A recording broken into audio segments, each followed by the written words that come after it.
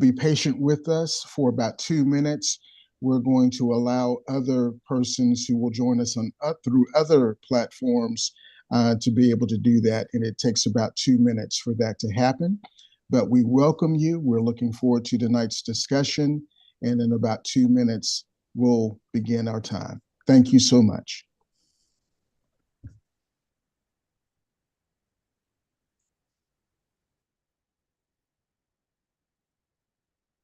Hi, Cynthia.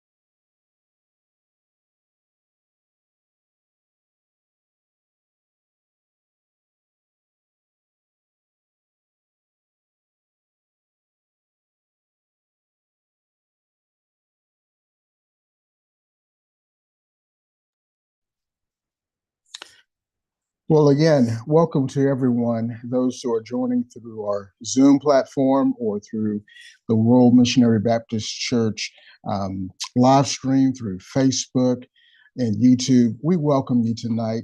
Many of you have joined us before, and you know that this is a ministry that was started under the leadership of our pastor, Reverend Dr. Isaac J. Holt Jr., and other members of our Wellness on Wednesday committee. And it was the vision of our pastor and our leadership to establish a platform where we can connect the spiritual needs of our community with some of the practical needs and concerns that address the whole person. So we are certainly interested in addressing the needs of mind, body, and soul. And for this particular topic, we are extremely excited to be talking about how we can minister to those who are going through seasons of grief in their journey, especially unaddressed grief. We're calling this time together looking at healing from the wounds of soul injury.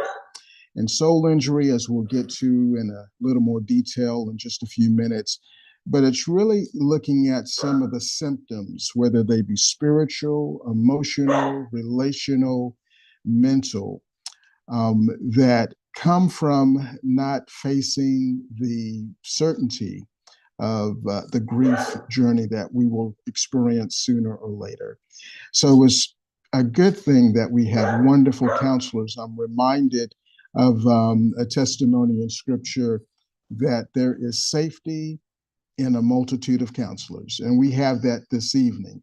Those who serve close to our church community and our local community, and even a worldwide community, as you'll hear a little bit later. So, with these thoughts, I want to just remind us of some housekeeping matters.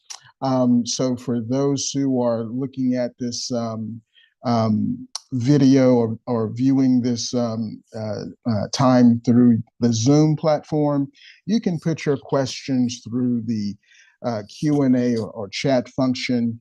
And if you put your questions in the Q&A function, you can click on the anonymous tab if you want to keep your questions, submit your questions, and be anonymous in doing that. If you are viewing through the Facebook or YouTube platform through the Royal link, Royal Missionary Baptist Church webpage link, you can also put your questions in that through that function as well, through the chat functions there. And we have someone who will be monitoring that and will be able to submit your questions a little bit later. So it's my honor, my pleasure to share with us tonight. Before we begin, though, I would like to just begin our time with a word of prayer. So, Eternal God, we are so grateful for the ministry of helpers and counselors and those who journey with others in their grief journey, those who come alongside and meet the needs, and those who can help us to get through those times and those seasons of life that might have us otherwise stuck. So bless our time, bless our gathering, bless those who will share, and bless those who will hear, be ministered to tonight. Have your way in this time. For it's in your name we pray. Amen. All right. Well, it's my honor. I don't think I even introduced myself, but I am a member of Royal Baptist Church, Reverend Frank Harris. My Monday through Friday, usually Monday through Friday daytime title is Chaplain Frank Harris, chaplain at the Medical University of South Carolina, downtown Charleston. So it's a delight to once again be with you here. It's an even greater delight to have others who are joining us tonight.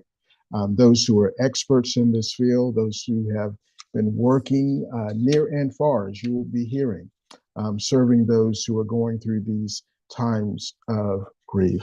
So I want to begin by introducing our panelists tonight, and then one by one, we'll let them present in their own way. And after each of them has had an opportunity to share, we will entertain your questions. So if you have questions during the time that they're sharing, please feel free again to put those in the chat function. And toward the end of our time tonight and the latter half of our time, we'll be able to look at those and address those as you share. So I'm going to begin by introducing Ms. Amy Mitchell Washington, who is a licensed professional counselor and supervisor and the owner of Personally Speaking Counseling. And one of the things that I see in her bio, some of the things that she has shared, is that she says, I think I always knew that I wanted to be a person who helped. I've truly never met a stranger and love the art of conversation. My role as a therapist affords me the best opportunity to meet people where they are and participate in their individual journeys towards moving past overwhelming trauma, ruts, and maneuvering and managing life's anxieties. I view life as a journey. I view my role as a therapist as that of a cartographer, a map maker of sorts.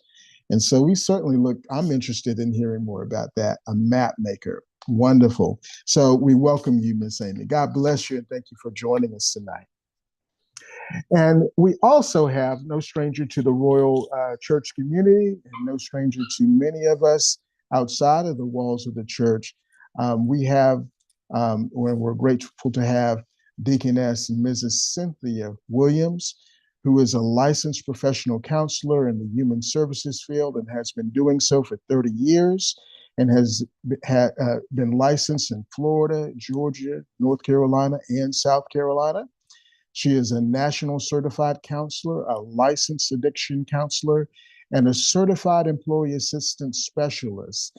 She has been in private practice for over 25 years and specializes in counseling with adolescents, adults, couples, families, management, and workplace stressors and issues.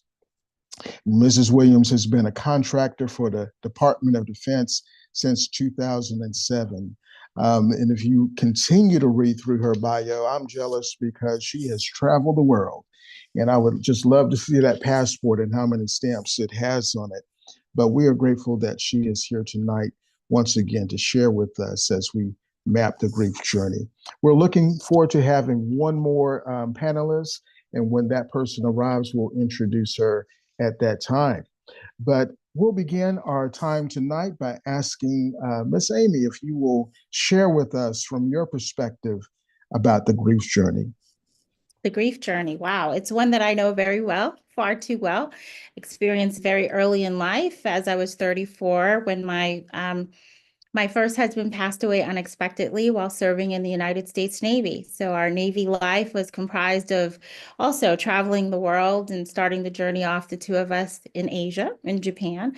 And we had a great life, and we started our journey together as a couple with our two adorable little girls. And we thought that that was what it was going to be. But the Lord said something differently in 1998, and he had to take a different kind of a journey. And so left behind were myself and my two daughters. And we decided, I think, as a collective, that we are just going to carry on. We're going to muster through. And so we have. And so 27 years later, our life has been great and wonderful and blessed by a wonderful person entering my life very serendipitously. And we've been married now for almost 23 years. So I am very, very blessed, better than blessed. And grief is always something that we have to experience. It's something that we all will experience. And it's something that is very personal too. So the grief journey is one that is extremely personal. At the same time, it's something that you have to sit with for a while, and it takes as long as it takes. And the goal and the objective is to arrive. And so when you arrive at wherever it is that you're supposed to be, whatever the next leg on the journey is wherever it is you're supposed to be until such time that you heed the call of your own sort of invitation into the afterlife. And so I'm still here. I'm hoping to be here for a little bit longer, hopefully for a lot longer. And while I'm here, I'm going to continue to do what I do, which is to serve and to love on people. And that's all I've got. Well, wonderful, wonderful.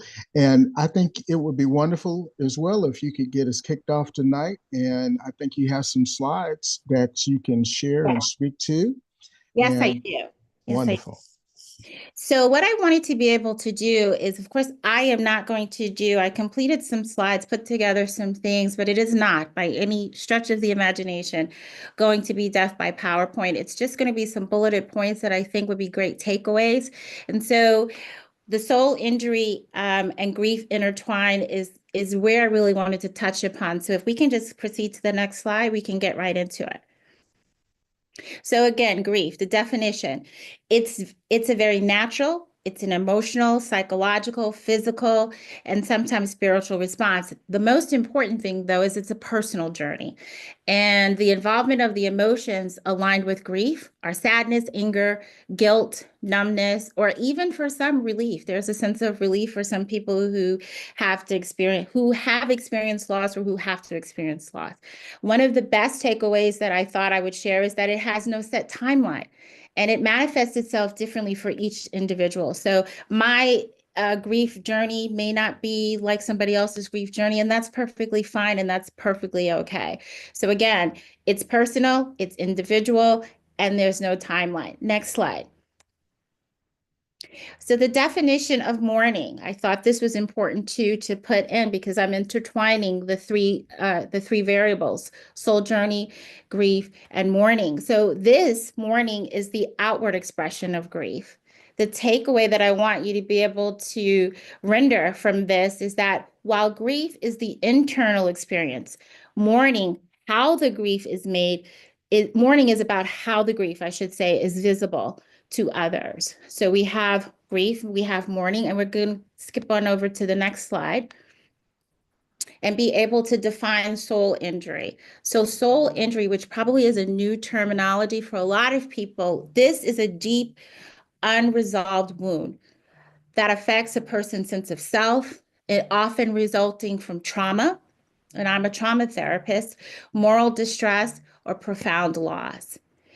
It can involve feelings of shame, guilt, self-betrayal, or disconnection from one's inner sense of spiritual beliefs. So there is some disconnect happening with this particular entity called soul injury. And unlike physical injuries, soul injuries require inner health, inner healing through self-compassion, forgiveness, meaning making, and sometimes spiritual or therapeutic support. So obviously, for those of us who are believers, there's a spiritual element that can be very beneficial because you're looking at it from a spiritual realm, which however it is, I'm Christian, so from a Christian base, that has delighted me and that has filled me on many, many days. Also, as a therapist, there are clinical pieces that are also necessary when you're working through your grief processing. I just wanted to say that. Next slide. So as we're thinking about this, something that came to mind for me is a song that I loved. I don't remember when the song came out. I'm not part of the Beehive, but it came out maybe 2 years ago or so, Break My Soul by Beyonce. And for a lot of people in session work, I have helped them to see that this is a healing anthem because this song embodies empowerment, emotional release, and soul liberation. And so it can also be used as your own personal mantra, right? For reclaiming your strength after the loss or after experiencing some form of trauma. It also can be a healing exercise. Dancing, dancing to the beat, dance it out. Like I'm a Grey's Anatomy fan, and so we're going to dance it out, right? That's the way of processing emotions. And then also a reminder that there really is no external force that can really break your soul. So tell everybody that you do not have the ability to break my soul. It's just an impossible situation. Next slide. So healing soul injury through grief work. Soul injury and grief are deeply connected. There is a connection. And so it involves the unmourned loss, not just the loss of people, but also the loss of dreams, also the loss of identities, also the loss of innocence, faith, or purpose. For myself personally, when I lost my first husband, there was a loss for me of identity because I had aligned myself with military life and military culture for 15 years, and that's who I became. And I can remember a time when, after his passing, I was going to the commissary, and and I had already come back to the East Coast because I was living in Washington State, so in Seattle. And I'd come back to the East Coast, and I went to the commissary, and I remember my youngest daughter saying, "Mommy, that man has on daddy's pants." And that was it for me. I never went back to the commissary because I said to myself, it's a trigger for me. And so I need to be able to find a new way to live this new life. I'm no longer part of that world. I'm part of civilian world again. And so I'm going to find my way through it. So there was a loss of identity there because I'm not aligned with that anymore. I'm no longer, Chief Mitchell's wife. I'm just, Amy now. And so that was something that took some time to process through. So healing requires grieving fully and reconnecting with the self beyond the pain. So again, the pain of the loss and then reconnecting with yourself as you're moving past that pain that you're experiencing, whatever it is, whatever you're grieving, you've got to figure out a way to grieve it fully and then create a map of sorts for yourself to move past the pain.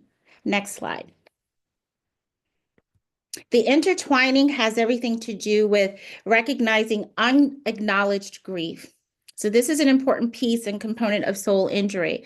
It is about when the loss or when the loss is ignored, like, oh, you're just like, or suppressed. So you're pushing it down. And suppression has everything to do with, you're pushing down all of your feelings, all of your emotions. And if I wanted to get clinical, which I'm going to try very hard not to do, depression in a nutshell is that simply. It's a pressing down of one's feelings.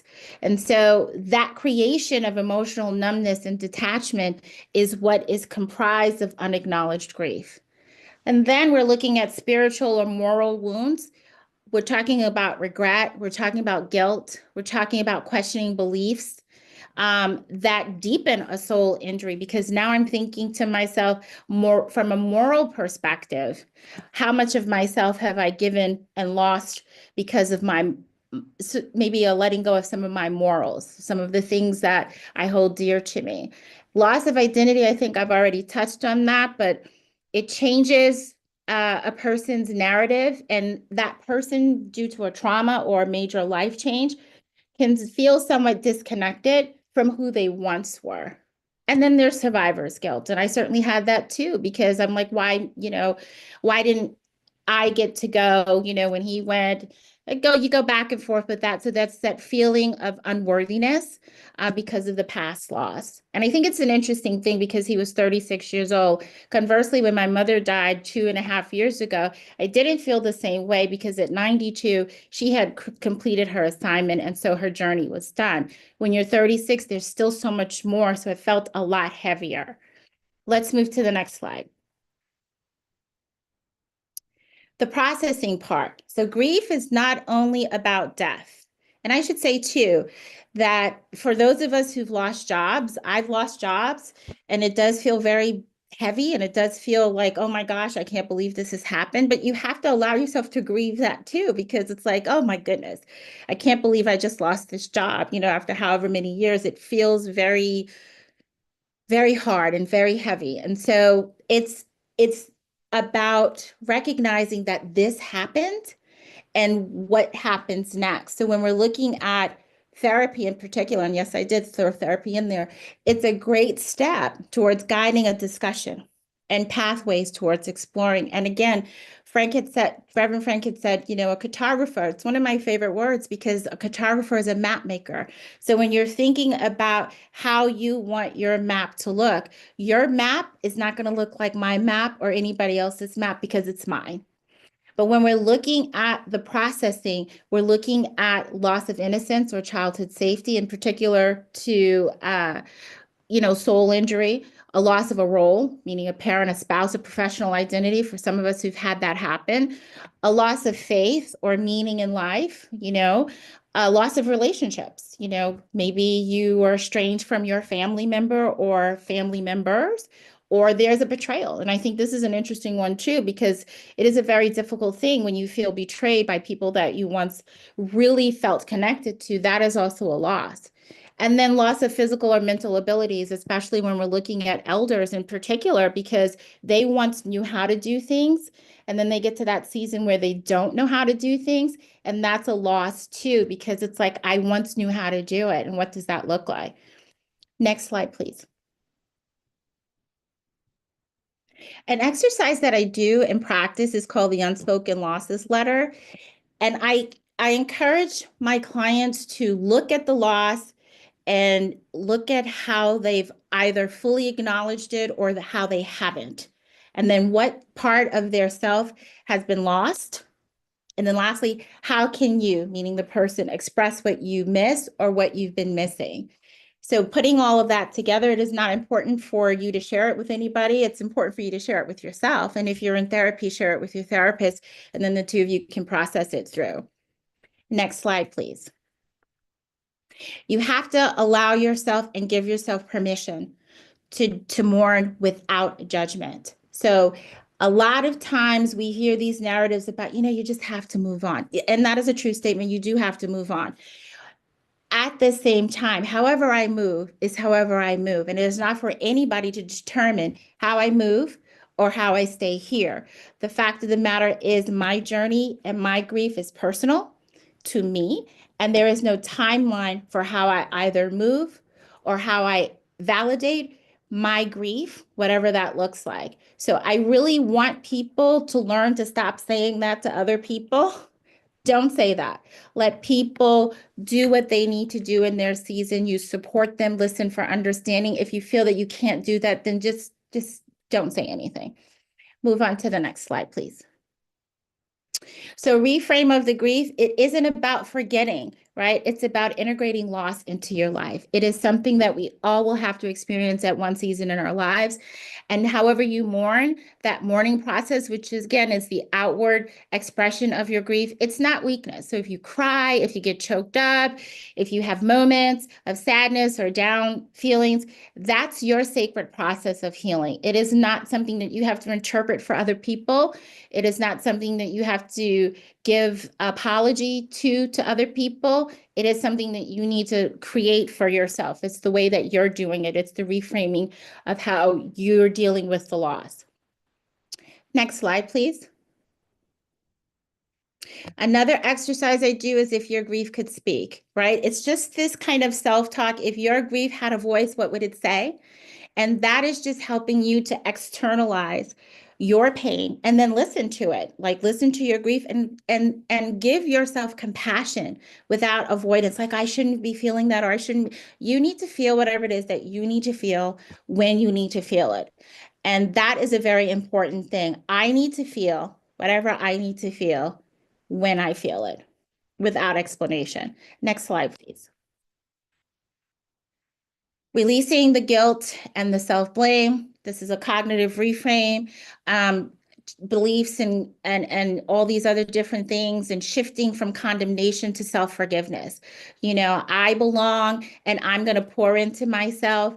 That's what I'm going to do for me. I'm not going to expect for somebody else to give it to me. I'm going to give it to myself first. And great, if you give it to me additionally, that's wonderful, but I've already given it to myself first. So therefore, I don't have to wait for others to give it to me. I've already given it to myself. Can we move to the next one? Reconnecting is about rebuilding the purpose, which is essential to the healing soul journey. It's an exploration to post the loss and how you're going to grow from it. The question, of course, is what has this loss taught me about love, resilience, or life? And second to that, how can I carry the memory forward in a meaningful way?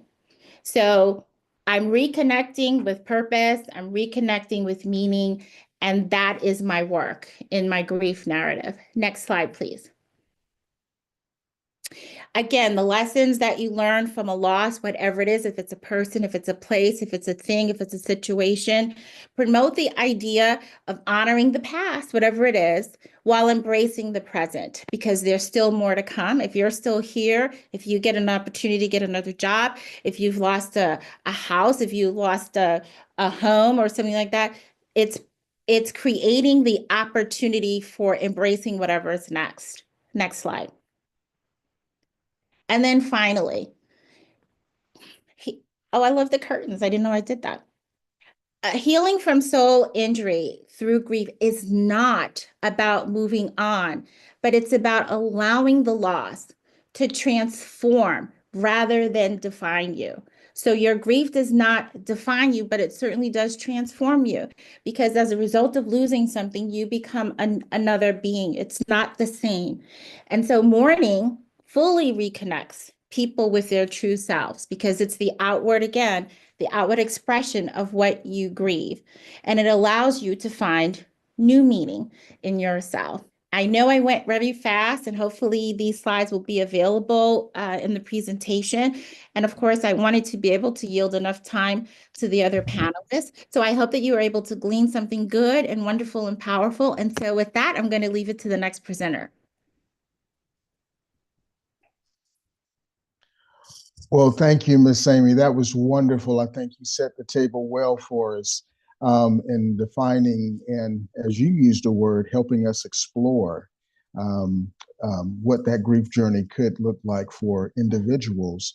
In a few minutes, we'll talk about what the grief journey may look like for communities. There are certainly significant events that happen nationally, worldwide. We're maybe in our workspace, certainly within family, wherever we gather, there are experiences that we face together. And so we'll explore that topic in just a few minutes. But I'm going to invite Deaconess Williams, if you will help us think about what grief might look like for a particular community. And I will raise my hand as one of the men. And I've seen you in action talking to men specifically. I know you talk to many groups, but if you could share in any way from your perspective, but certainly one of the things we're thinking about, how do men grieve? And for those who love them and care for them, how can we assist in helping men explore their grief journey? Thank you, Dr. Harris. So yes, I love working with anyone who knows me knows I love working with men. I've been working with the military community nationally and internationally since 2007.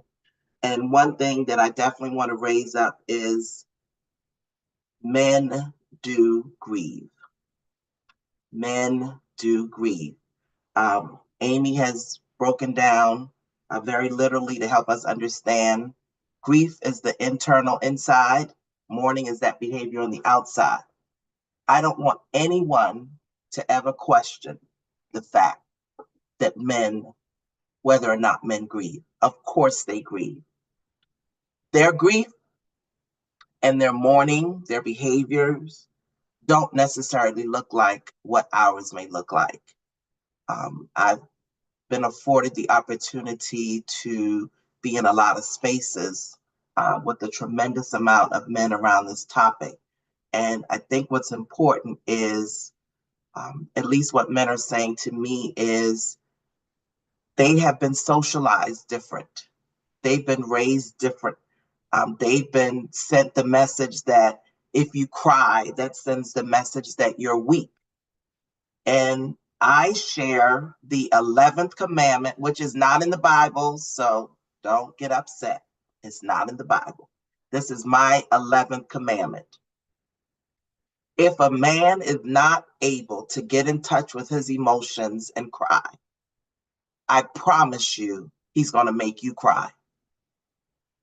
If a man is not able to get in touch with their emotions and shed tears, it's highly probable that he's going to make you cry. So we don't want our men to bottle up their emotions, because how many of us know that anything that's bottled up is going to probably come out in a not so good way. We want men to have safe spaces. Ladies, I'm talking to the woman attendees. I want us to work more intentionally about creating safe spaces. When grief occurs, a lot of times, and we had this discussion today, a lot of times men are overlooked. Situations happen and we will reach out to the woman. How are you doing?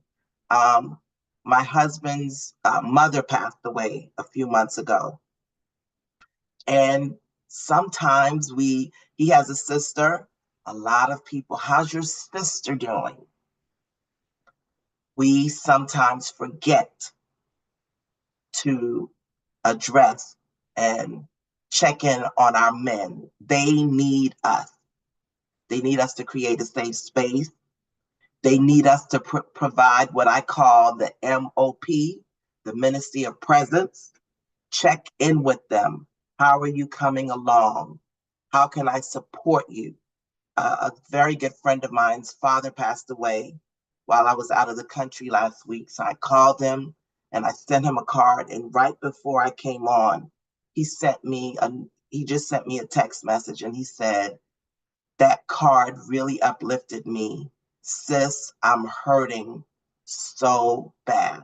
So of course, when I finish this call, I'm going to reach out to him because he's reaching out. So what am I saying more than anything? I want our men to get to the point that they realize that emoting is not weak, because the tears that we fail to shed will cause our organs to weep. The tears that we fail to shed will cause our organs to weep. Many people go to the doctor. Many patients report that the doctor can't find anything, even though my head hurts, my chest hurts. A lot of it is unresolved grief, and we're not dealing with it. And so we are giving, not that you need me, Amy, Tanel, or Dr. Harris to give you permission to grieve, but I'm really concerned about the men, that they be given that safe space, because there's a lot of non-death grief that men deal with. Loss of the ability to their male prowess, I'll say it like that. Some of our men start to experience physical problems. That's grief. When men separate from the military and that camaraderie that they've had 20 plus years, that's grief. Divorce, that's grief. All of these things, we've got to broaden our horizons and understand that, yes, there's the grief of losing someone, but there's also a lot of non-death grief. And the climate, just recently had a relative who's been working on this job. She received a letter. She's no longer employed. People are receiving these letters. I want to lift up in this room that is grief, because what's grief? Our reaction to a loss comes in waves, and not just one. And Amy shared today that it's like a roller coaster, and I say that all the time. Those steps are not linear. You don't go through one and complete them. One day you're this, the next day you're that. The goal is we want you to walk and navigate through your grief. So to my men, I am #men. Men, we want you to begin to open up about how you feel. No one gets to tell you how to feel. I want you to be comfortable about how you feel and begin to express yourselves in a healthy way. I want the women who support you to please respect. Men grieve differently. How do I know? I've been dealing with them almost 6 decades. Men a lot of times grieve hard, but they don't grieve long. It does not mean that they don't grieve, because they're not going through the process with you. So, oh wow, I did that in 8 minutes. That's great. 8 represents new beginning. Oh, wow. Well, I was feverishly jotting down notes because as I've heard it said, that will preach. That will preach. And one of the through lines I'm discerning from what you just said, Deaconess Williams, and what a portion of what Sister Amy shared, how our roles sometimes interfere with our grief process. So if I am used to caring for someone else, and in that grief journey, I'm more concerned about how they're doing and never recognize how I'm doing. And so I heard Sister Amy talk about giving ourselves permission. Yes. And I heard you say, Deaconess Williams, in our role, sometimes, the men are sometimes looking out for others, or Yes. someone who comes to them is thinking about someone else. Correct. Okay. So, and a lot of times what the men shared too was that they felt like they needed to be the strong one in the family. Mm-hmm. Everybody's looking to them to be the strong one. And I'm like, when do the strong get to take off their mask and be vulnerable and deal with how they feel versus always having to carry the mantle for everybody else? Mm-hmm. All right. Well, there may be some follow-up questions along those lines that we will hear from our audience. And again, I remind our audience, you feel free to put those questions. If you're on our Zoom webinar platform, you can put those questions in the Q&A chat. You can click the anonymous button. Feel free to share anonymously. If you're watching live through our streaming platforms on Facebook and YouTube through the Royal website, you can put those questions. Someone is monitoring the questions that are put in through that function as well, and they will get to our panelists also. So having heard from already two wonderful panelists, we're excited to invite our third panelist to join this conversation. And again, someone I have seen in many places, work with many different teams, many different units at MUSC, also having some connections in our community, working with groups, also, of course, with individuals. So we're just delighted to have, and it's a new name, I think, in recent days. It's Tanel Jones on the screen, as you can see. But just having, I believe, gotten back from your honeymoon, having celebrated your wedding, we welcome you, Tanel, and delighted that you're joining us tonight.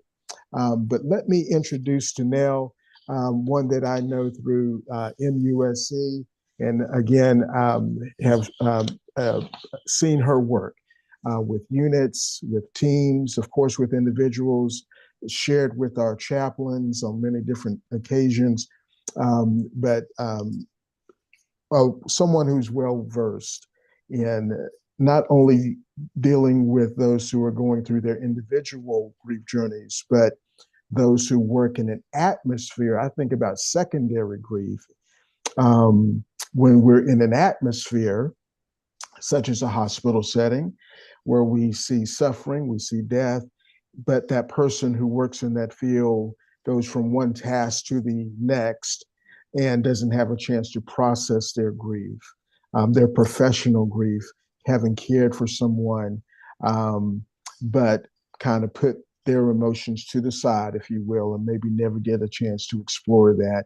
So in that realm or others, Tanel is someone who is experienced in working with groups as well as individuals. So we're going to ask her to share from that perspective, but as she gets ready to share, let me give a more official introduction and share with you a little bit more about Tanel's background.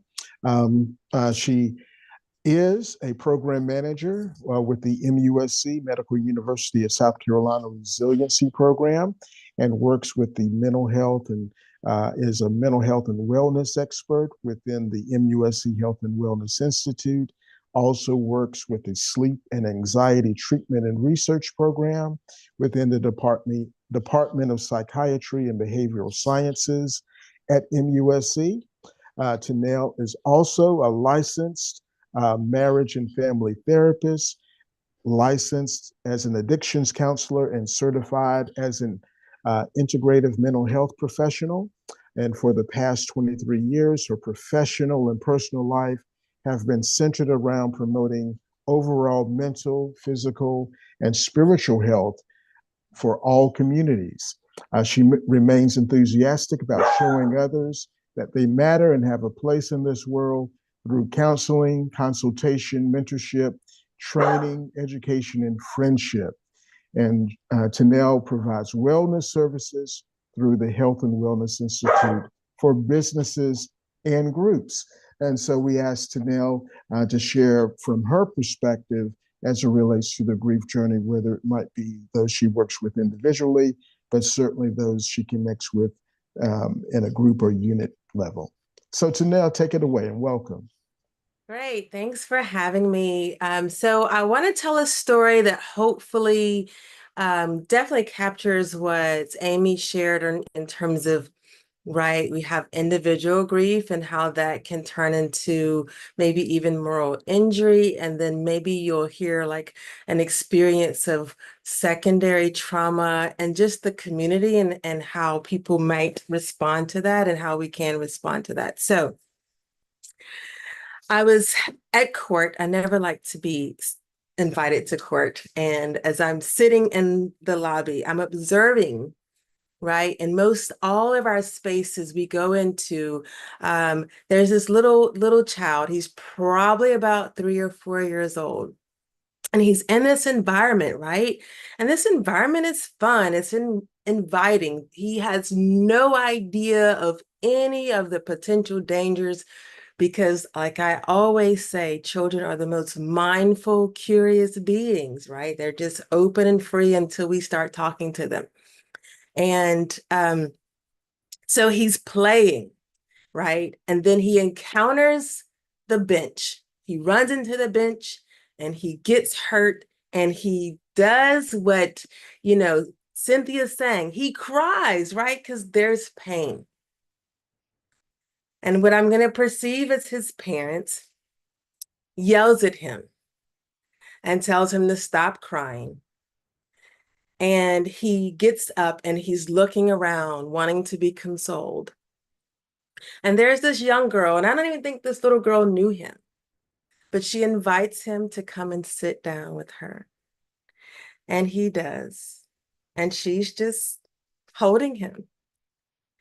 And after about a few moments, and he seems to feel supported, he gets back up and starts running around again, right? And I imagine that after a few moments of that, or a few experiences of that, maybe even for him, right, there's this grief around what we expect it to be that's not there. There's this grief around an environment that we hope to support us that oftentimes won't or can't. And there's this grief around for this young lady, this young person who steps in, wondering why the people who we perceive are supposed to protect us in this space is not doing what they're supposed to be doing. And the whole experience of, you're not supposed to feel this. And so we try to, and what he did was he was looking for that safe space to feel his emotions. And now I often wondered, if that little girl wasn't there, what would he do with that, right? And so I think that's very true of our communities, of our workspaces sometimes, even in our families, of all the different various losses that we've discussed today, is it starts with an expectation that's not met, morals that are not matched, witnessing somebody else's pain and feeling sometimes helpless in that. And this little girl, maybe she felt helpless, but in that moment, she opened herself up to support this person who is experiencing something that maybe she has or has not experienced very similarly.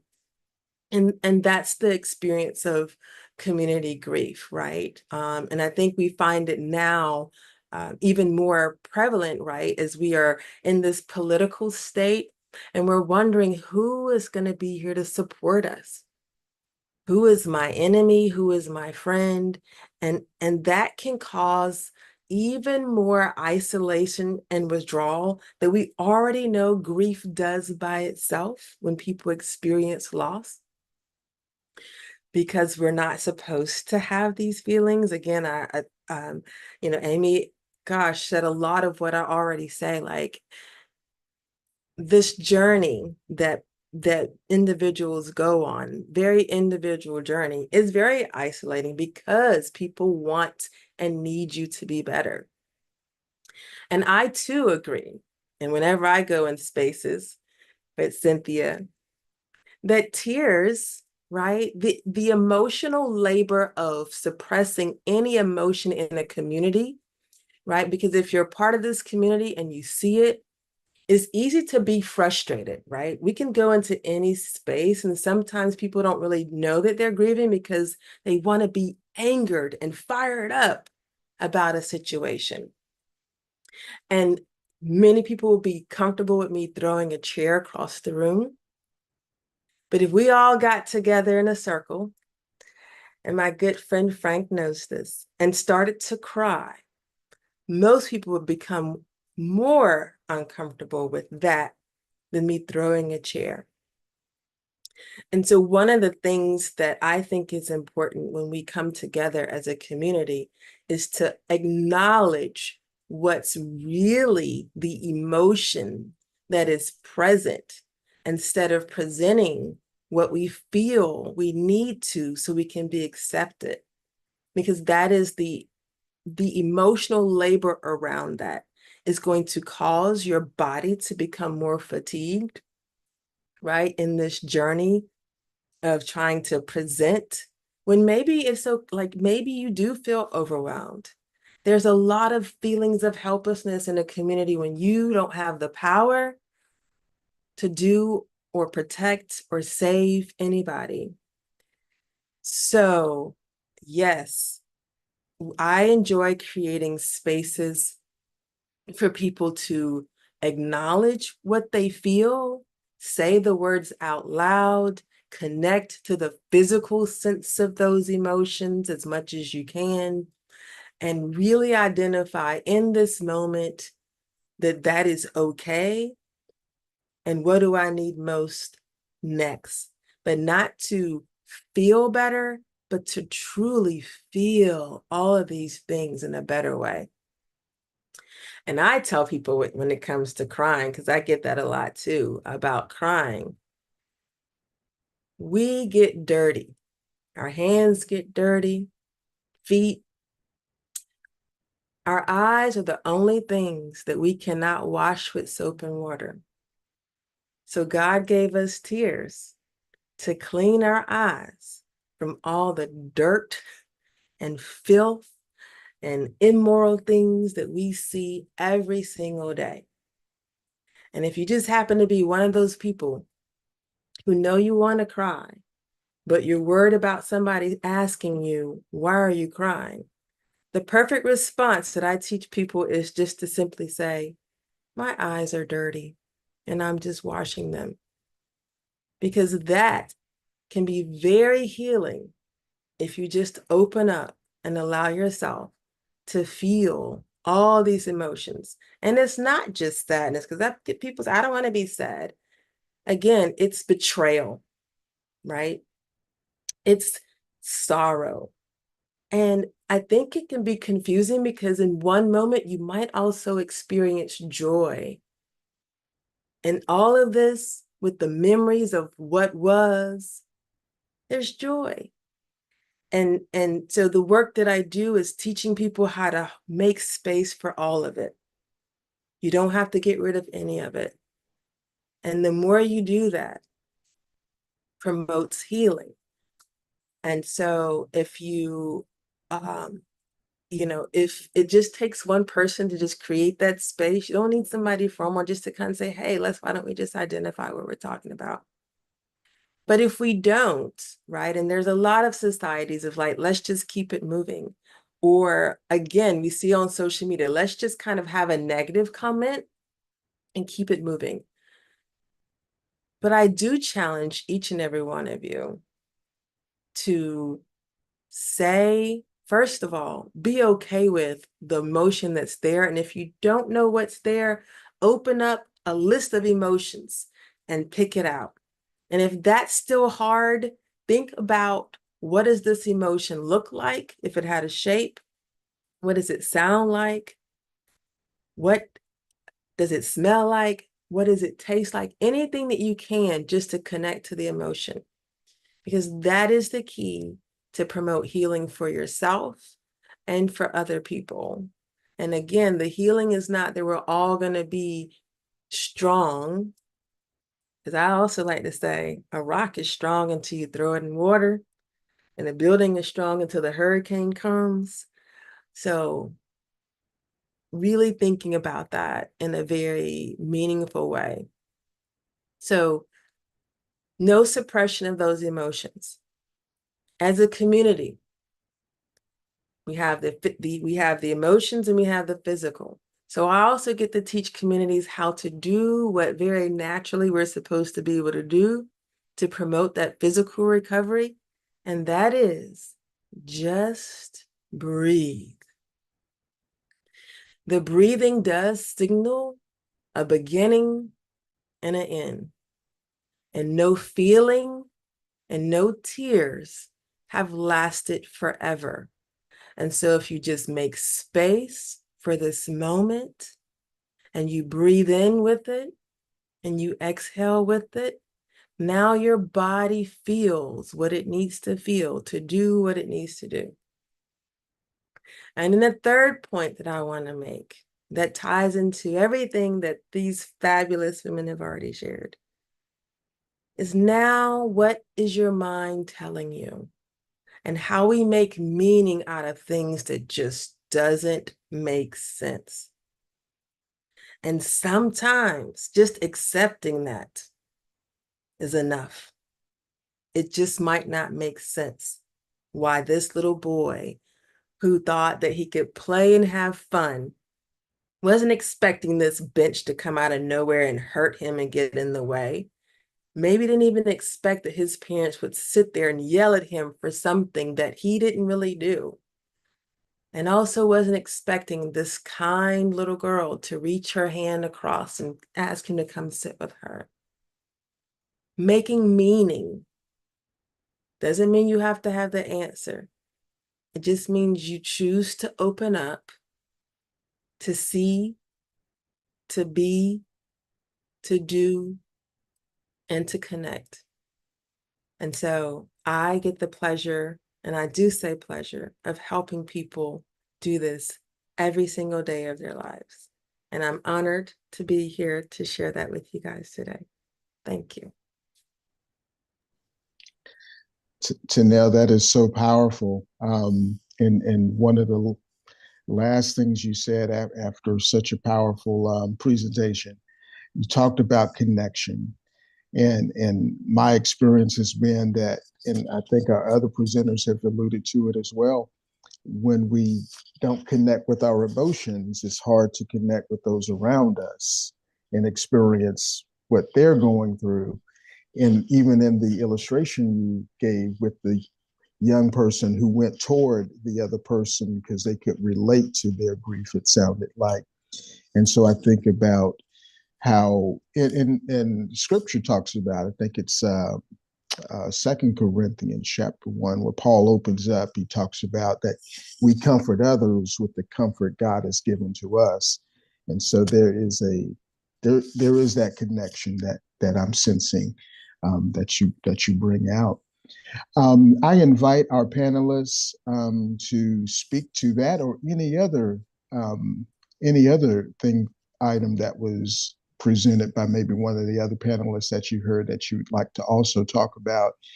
And I see Deaconess Williams unmuting, and we'll ask you to share. And then I would also invite us to think about, as you think about what you would like to follow up with, in my own mind, I'll take this privilege as moderator and invite you to also think about a question I have. What would you say, following up down the road after Deaconess Williams shares this thought, what would you share with that person maybe you've counseled who is that fixer, who is that problem solver, and either within their own grief experience or trying to support someone else, in that desire to fix it maybe becomes a hindrance to the journey. So that's just a question that I'm thinking of turning over in my own mind, and I invite you to help me with that. But Deaconess Williams, I see you having something to share, and I would invite you to present that to us now. Two things that I wanted to share based on what Tanel was, after she shared her story, was something that I'd like to tell the audience. Grief will rewrite your address book. Grief will rewrite your address book. A lot of the times, the people that you believe are going to be present to support you, to walk alongside you, to reach out to you, we have an expectation that I just know that Amy's going to be there for me. But the way life works out and the way God has it, sometimes the people that you expect are going to be there That's not necessarily who's going to be present. And so I raised that up in the room so you can be open, be open to whom God is sending in your space to provide support and comfort. And it may be somebody who experienced. When my father passed away, I prayed. I was like, God, please only send people in my space who can resonate with my pain. I didn't want to hear from others who couldn't. And I just want us to know that little boy was looking for his parents, but that's not what happened in Tanel's story. It was somebody else. So like I said, grief will rewrite your address book. The second thing that I wanted to lift up is I'd like to dismantle the thought that you always have to have something deep, profound, and wonderful to say to somebody. Recently, a good friend of mine had a loss, and she just said one thing: "Can I have one of your hugs?" Mm-hmm. She said, "Can I just have one of your hugs?" So the ministry of presence, show up.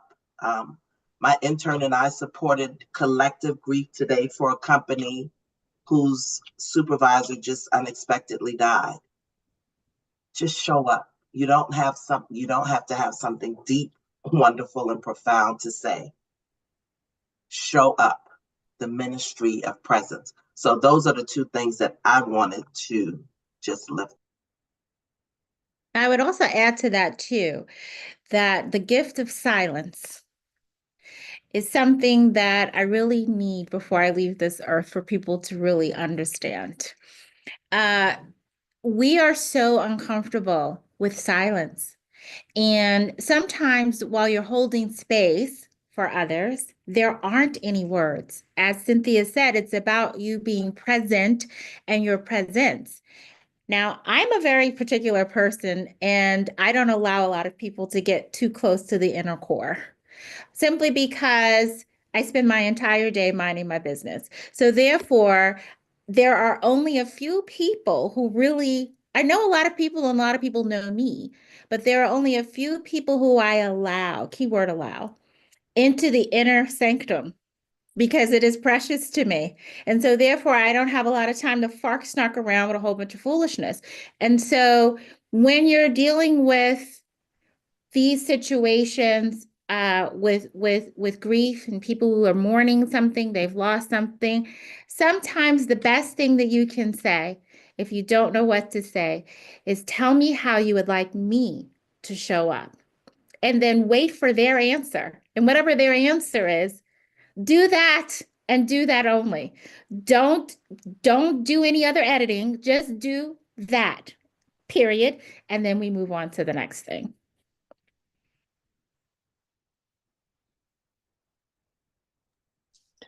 That is so. Go ahead, Sister Williams. So when you were talking about the fixer, Dr. Harris, in terms of this person who's always concerned about everybody else, but they're not attending to their own needs, I go back to what they say on the airplane. In the event that this cabin loses pressure, please put your mask on first. You do a disservice when you don't take care of your mental health, your unresolved grief, trying to fix everybody else. You wind up bleeding on the people who did not cut you. When you do not attend to your own mental health, your unresolved grief, and your own issues, we all have our own work to do. When you fail to do that, you inadvertently wind up bleeding on the people who did not cut you. Absolutely. Because you are unhealed. So you're pouring, you're bleeding out right? And so to your point, Cynthia, if you're on the plane and they tell you to put your mask on first, it's because if I have one brain cell because I've lost oxygen, I cannot help you because I cannot help myself. So therefore, we'll have two people now who have expired because we have no oxygen. We have to have oxygen in order to live. And so therefore, breathe into myself first. And then as a result of that, I can then pour out into others. For those of us who do this work, the 3 therapists on the panel, we have to hold space all day. It depends on how you work for others. I cannot show up for you with authenticity if I am a hot mess express, right? I will make you laugh, and I hope this does make you laugh. It made me laugh when it happened 2.5 years ago. When my mother passed, I had one of my daughters I gave her access to my calendar, and she called all the people on my calendar for that week. Nobody said anything about anything. They only said, tell Amy we're holding space for her. See, we teach people how to treat us. And so when that happened, they all knew exactly how to show up for me. We're holding space. That's all I asked for. Don't ask me a whole bunch of questions. First of all, I'm probably not going to answer them. But if you're holding space for me, I receive that. I'm going to take that and I'm going to put that right into my soul. And it's going to help me to navigate the terrain of one of the hardest days of my life. And it's going to be okay in time. It's going to be okay. We have to learn that culturally too, because it appears that we are all of African American ethnicity. We have got to stop with this foolish talk around, we gonna let God take care of it. Yes, yes, yes, Jesus. I love the Lord. I really do, honestly.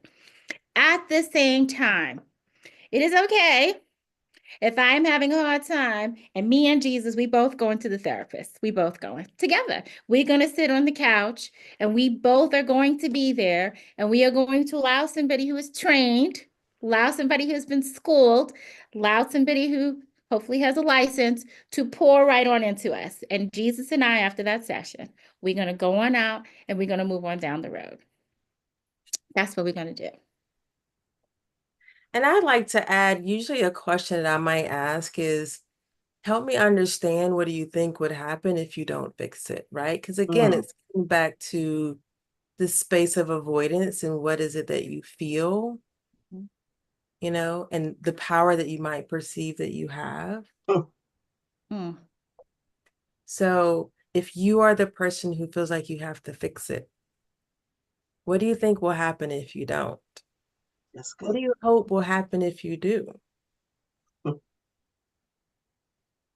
Also, at the same time, we need to know that, that doesn't just happen. People who have that narrative, they've had it for some time. And so it's important to be able to explore, where did that come from?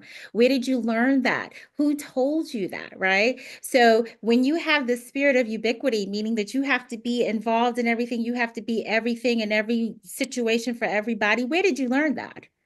Because what you've done is you've created an unhealthy narrative for yourself. And conversely, what you've also done is everybody else that you interface with, you have now messed them up too. So we have to be able to help people to explore, where did that come from? Where did you learn that? Because you learned that from somewhere. And so we have to assist people in unlearning unhealthy narratives that are not beneficial to them, nor are they beneficial to anybody else. And so it's something that you were saying about, don't cry. How many times have we heard that? How many times have we had to experience that? And you know what I say to that? I'm going to cry. You know why? Because I can. And so therefore, I don't require giving you an explanation for how I feel. I don't ever have to explain my feelings, ever, ever, ever. The only thing that any of us have to explain is our behaviors. How I feel is a personal situation and it's mine. Now, how I behave, I might have to offer an explanation for that if it's raggedy. So that is the part that we have to assist people moving on down the road with. Where did some of these unhealthy narratives come from? Because you just didn't learn them yesterday. And then how is that working for you in the life that you have with yourself? And how is that working for others who you are involved in their lives as well? And I think that culturally, and some people will admit, you know what, we grew up hearing that. And so, yes, we've heard it. However, we have to change the narrative. Absolutely. We have to make it comfortable enough for people to emote when they need to. And I do think it's because it makes others uncomfortable. Like, Tadell was saying, a lot of times when people are crying, even in my office, I have tissue everywhere, and they apologize. I'm so sorry. And I'm like, you don't have to apologize for your tears. You don't. You however it is you feel, it is all right. It is okay. Talking about this crying, which is very powerful. I've just learned to tell people, I'm honoring your tears. Period. I'm honoring your tears. Sitting in a space with some women, I just told them, you have the right to feel whatever it is you feel. And one person started emoting in the whole room. And that was our session, and it was beautiful, and everybody felt a sense of relief. Why? Because we're pushing that down. So I think we want to encourage, if you're uncomfortable with tears, that's something you have to work on. Because I do think a lot of times we're uncomfortable when people start emoting. We can deal with them being angry, but oh boy, don't start crying. Why? Because maybe I'm gonna start crying, and that's okay. And you're good, Cynthia, because I don't even have tissue. Like I want to see the snot. Like I'm not even gonna give you a tissue. Like if you want a And tissue, you have to don't. leave the room to go find it, because I want to see it all. If I can see you smile, if I Right. get to see you smile, I get to see you cry. I'm not wiping away that smile, so I'm Yeah. definitely not gonna give you anything to wipe away your tears. So you won't find any tissue in my office. Yeah. Well, my mom told me one day, she was like, you don't have tissue in your office? Because I was like, no, but I mean, yeah. But they have to get it. I don't offer it. It's up to them, because maybe they need to cry and snot and whatever you need to do. But the tissue is available when you want it. It's there. It is there. Bring your own tissue. But I so resonate with everything that's being said, and I really like the t-shirt that says you can have Jesus and a therapist. As a matter of fact, I recommend both. I do. I recommend both. And I really want us to dismantle not getting the mental health support that we need, or thinking that we don't need it, when Ray Charles can see that we do. And if you do have a mental deficit or illness or emotional wellness issue or concern, it's okay. It's okay. Now, that is very freeing when you're able to say that, I struggle with this or I struggle with that. I'm not one for saying, that you should attach a diagnosis to yourself. I completely fundamentally disagree with that. At the same time, I feel like it is appropriate for you to be able to acknowledge the fact that sometimes I'm anxious.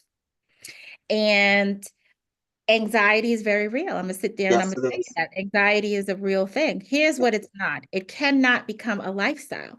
And that is where we need to kind of move the needle on some things. It's real. Not going to sit here and say it's not. However, it does not have to become a lifestyle. Everything isn't because I have anxiety. Some things are because you just don't think things through. And so and because you don't think things through, you tend to perhaps become very anxious. But you have to be able to see the coordination and linkage between the two. And then that helps you to understand that, yes, sometimes I can be very anxious. However, when I sit with myself and my emotions and my worry, I can process it out. I can prioritize this. I can put that to the side. I can put that over there because maybe that's not something I need to pick up anyway and move on. I feel that that's where we need to be in life, just in general. At some point, you have to put a period there, a point of punctuation, and move on.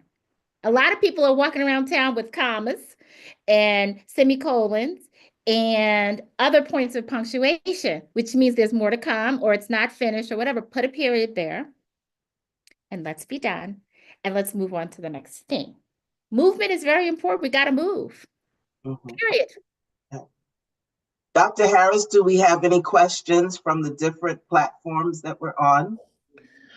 Well, here's one question I would offer to us. In terms, some of you work with different generation groups, so adolescents, young adults, and I'm wondering, do you notice, say, any differences in terms of how, say, someone from a particular, especially younger generation approaches grief or maybe fails to approach grief, primarily due to the generation they come from, what they're experiencing in their environment, in their young adult or adolescent culture?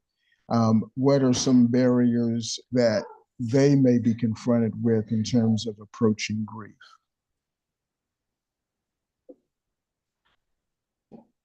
Yeah, I think it depends on maybe the setting that they're in, and again, how that's embraced. And I find that, especially with the younger adolescents, there's this sense of almost kind of this promotion of, if it feels hard, then let's just kind of end it all, which is really kind of sadly this very new phenomenon.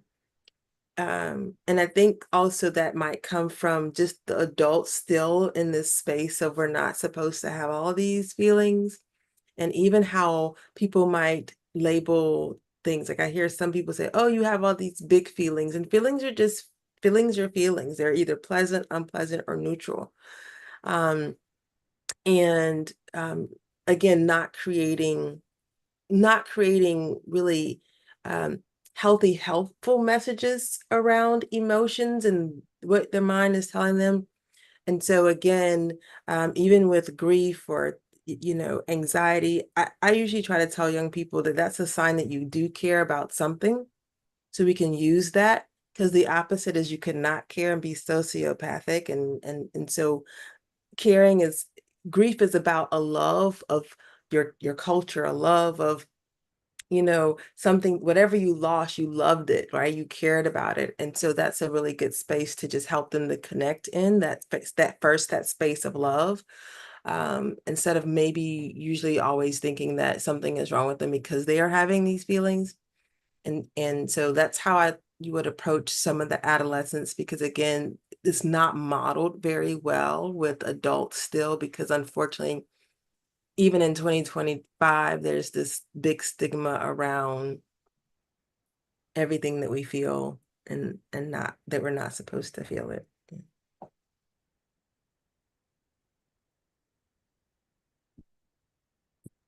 Thank you, Janelle. As we move closer toward the end of our time tonight, I again want to thank all of our panelists for joining us. And I'm just wondering if there are any takeaway points. I have a page and a half full of notes that I've jotted down that I will take with me. But I'm wondering if there are any concluding thoughts that any of our panelists would want to share with our audience and help us close out our time tonight. I did want to share the question that was in the chat. I typed in a response.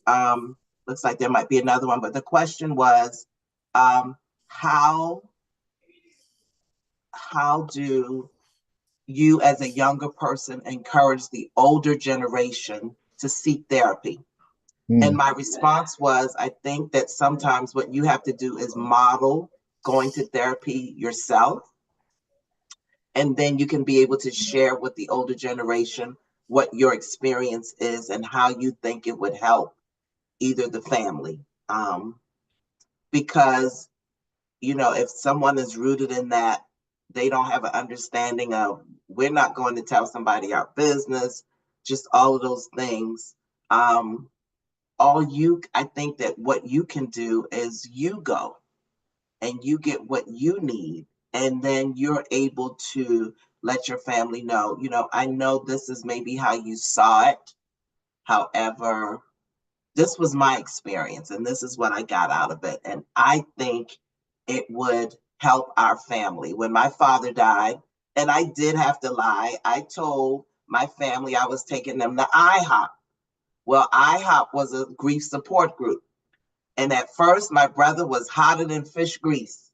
But at the end of our time there, we needed it.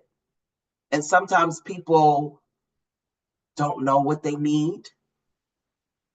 And so when you're dealing with people who are steeped in those beliefs of, I say to people, you make sure that you go and get what you need. And as people begin to see a difference in you, it's just like church. Don't tell me I need to go to church and I'm looking at your behavior that's not representative of that. And so I don't know if anyone else wants to add, but that's how I answered that question that was in the chat.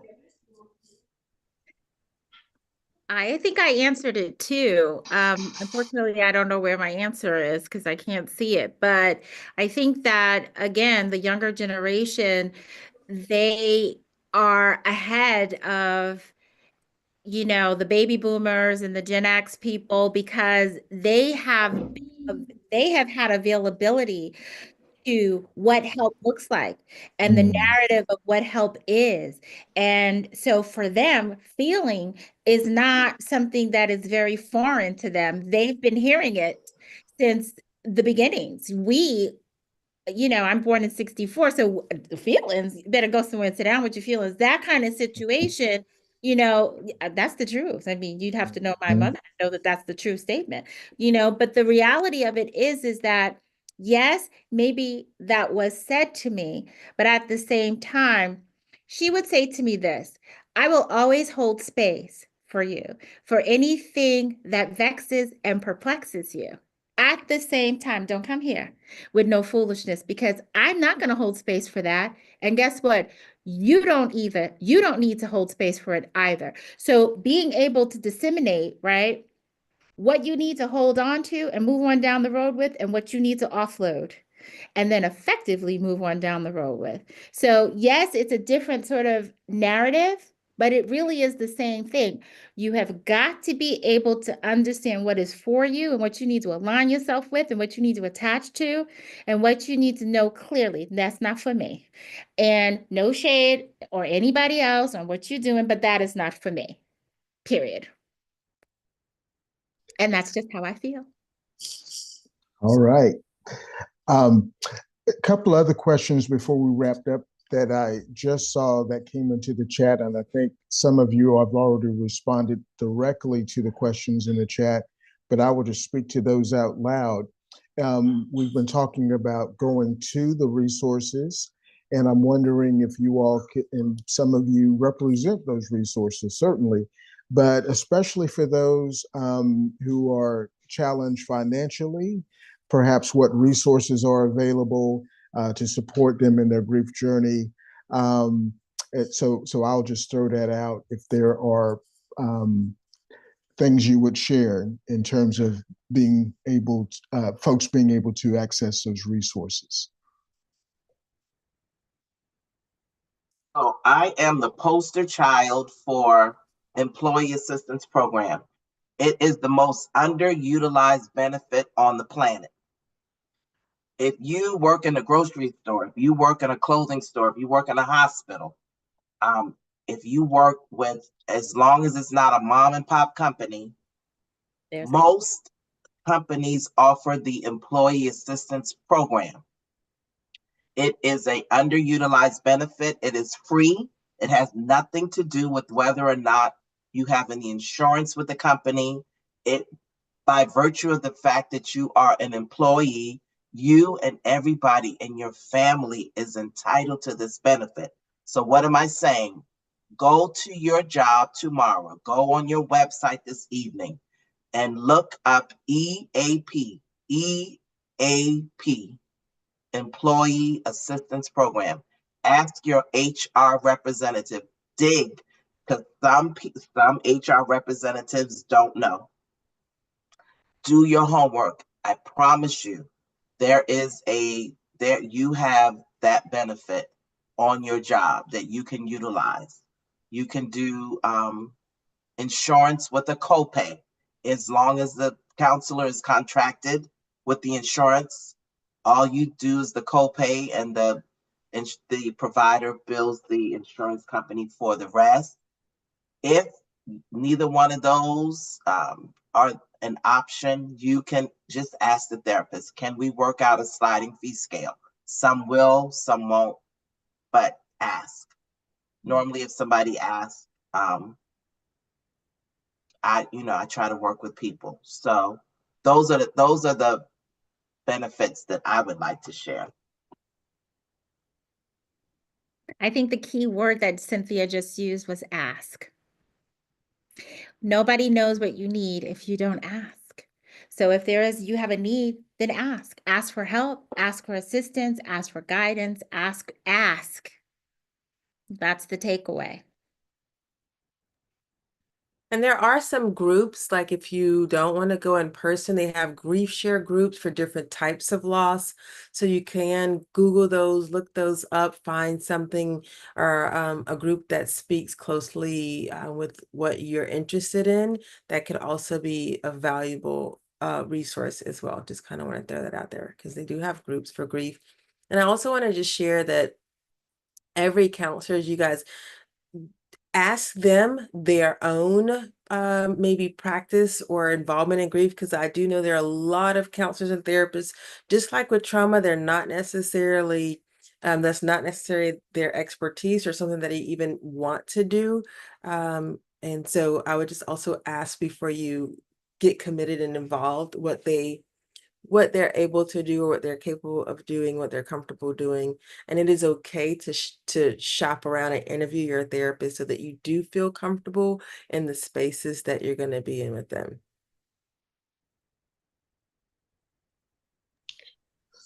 Well, I think that's a wonderful way to conclude our time, because one of the reasons, again, we have the Wellness on Wednesday platform or ministry is to connect people with the resources that are available. And sometimes we're just not aware unless we have these conversations.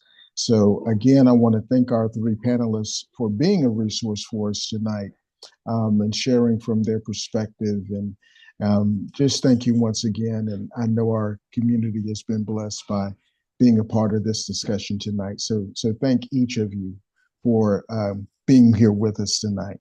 Thank you so much. I want to remind our community that we will again look forward to having a Wellness on Wednesday conversation, I believe on the fourth Wednesday of the month in April. And the topic for that conversation will look at how to expunge criminal records. So for those who are looking to start a fresh journey in that way, we'll have some, again, experts who will be able to come and share with us and help us or help others begin that new process. So expunging criminal records will be our topic of discussion for our next time together. So again, thank you all. Thank our panelists again for being here on behalf of our pastor, Pastor Holt, our Wellness on Wednesday ministry and committee. We thank you and we wish you well as we continue this journey together. So as we open together in prayer, we ask that we will just again connect with our God as we close our time in prayer together. Dear God, thank you for every word of wisdom that has been shared. Thank you for compassionate counselors and skilled counselors, those who dedicate their time and service to others, that we might be a stronger people and a stronger community. We thank you that, again, you are our counselor as well, our divine healer. And so we thank you that you journey with us, wherever our maps take us, oh God, whatever journey we are called to explore. We thank you that we do not walk alone, but we are walking with you as you walk with us and as you bring those who will come alongside to be with us. We thank you for them. So bless us as we continue to move forward. Thank you for blessing our time together tonight. Again, in your name we pray. Amen. Amen. Amen. Amen. Blessings to all. Be well, and we will see you on the next time. Take care.